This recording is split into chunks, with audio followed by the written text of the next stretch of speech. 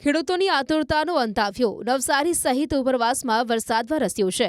ગણદેવી તાલુકાના અંબિકા નદીમાં નવા નીર આવતા દેવધા ડેમના દરવાજા ખોલાયા હતા। આમ દેવધા ડેમના દરવાજા ખોલવામાં આવતા ગણદેવી તાલુકાના કાંઠા વિસ્તારના 10 જેટલા ગામોને એલર્ટ કરવામાં આવ્યા છે। મહત્વનું છે કે ડેમના દરવાજા ખોલાતા અંબિકા નદીમાં લાખો લીટર ક્યુબિક મીટર પાણી જશે, ત્યારે આ તરફ નવસારી જિલ્લાના ખેડૂતોમાં પણ ખુશીની લહેર પ્રસરી છે।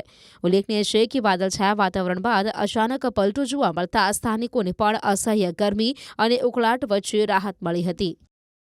વરસાદની શરૂઆત થતાની સાથે જ વહીવટીતંત્ર કામે જોતરાઈ ગયું છે અને બીજી બાજુ જે નવસારી જિલ્લાના ગણદેવી તાલુકા ખાતે આવેલ દેવધા ડેમ પર ડેમના 42 જે દરવાજા છે એ દરવાજા ખોલવાની પ્રક્રિયા હાથ ધરવામાં આવી છે। દર વર્ષે સિંચાઈ વિભાગ દ્વારા આ પ્રક્રિયા હાથ ધરવામાં આવતી હોય છે। અધિકારીઓની જવાબદારી હોય છે અને અધિકારીની હાજરીમાં દેવધા ડેમના દરવાજા ખોલવામાં આવતા હોય છે, પરંતુ આ વર્ષે સૌથી મોટી એક ચૂક સામે આવી છે કે અધિકારીઓને જાણે પોતાની પાસે સમય ન હોય એ રીતના અધિકારીઓ ડેમના કેટલાય દરવાજા હાલ ખુલી ચૂક્યા છે, પરંતુ અધિકારી હજુ સુધી પણ જગ્યા પર ઉપસ્થિત નથી અને કોન્ટ્રાક્ટર અને એના ભરોસે ડેમના દરવાજા ખોલવાની જે પ્રક્રિયા છે એ હાથ ધરવામાં આવી છે।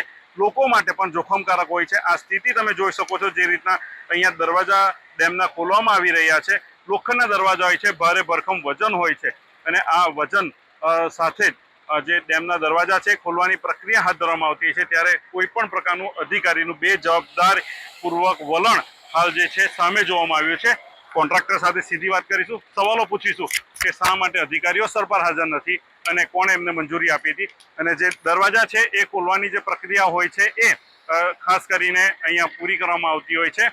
આ કોન્ટ્રાક્ટર છે એમને પૂછવાનો પ્રયત્ન કરીશું। ભાઈ, આપનું નામ શું? રાકેશભાઈ, અધિકારી હજુ સુધી ઉપસ્થિત નથી। દર વર્ષે અધિકારીની હાજરીમાં ખોલવામાં આવતા હોય છે, શું અધિકારીને ટાઈમ નથી કે શું છે? ખ્યાલ નથી મને, પણ એ લોકોએ 9 સાડા 9 આવવા કીધું જ છે। એ લોકોએ આવવા કીધું છે, પણ દર વર્ષે અધિકારી હોય છે જગ્યા પર હાજર, આ વખતે નથી, એટલે એમને મંજૂરી આપી દીધી ખોલવા માટે કે કઈ રીતે? હા, સાહેબનો કાલે ફોન આવેલો, ખોલવા માટે કીધું સાહેબે, એટલે 9 સાડા 9 આમાં આવી જાવ એમ કીધેલું સાહેબ। અત્યાર સુધી દરવાજા ખુલી ગયા છે, કેટલા? 5 એક દરવાજા ખુલી ગયા છે, પણ અધિકારી હજુ સુધી ઉપસ્થિત નથી। હા, પણ એમના સ્ટાફનો માણસ એક આવેલો છે સાહેબ। ચોક્કસથી જે રીતના જે કોન્ટ્રાક્ટર છે એમને દ્વારા કહેવામાં આવ્યું છે કે અધિકારી દ્વારા સૂચના આપી દેવામાં આવી છે કે દરવાજા ખોલી દેવામાં આવે, પરંતુ આ સૌથી મોટી ગંભીર ભૂલ કે ચૂક કહી શકાય। આપ જોઈ શકો છો કેટલું જોખમકારક રીતના ડેમના દરવાજા ખોલવામાં આવી રહ્યા છે। અધિકારી ઉપસ્થિત નથી કોઈ પોલીસના માણસો। આ દ્રશ્યમાં જોઈ શકો છો કઈ રીતની ઘટનાઓ બની શકે છે। દરવાજા ખોલી રહ્યા છે, પબ્લિક જે છે બતાવવાનો પ્રયત્ન કરીશું, પબ્લિક પણ દરવાજા પાસે હોય છે। શું આ પ્રકારે લોકોના જીવને જોખમમાં મૂકવામાં આવી રહ્યા હોય છે?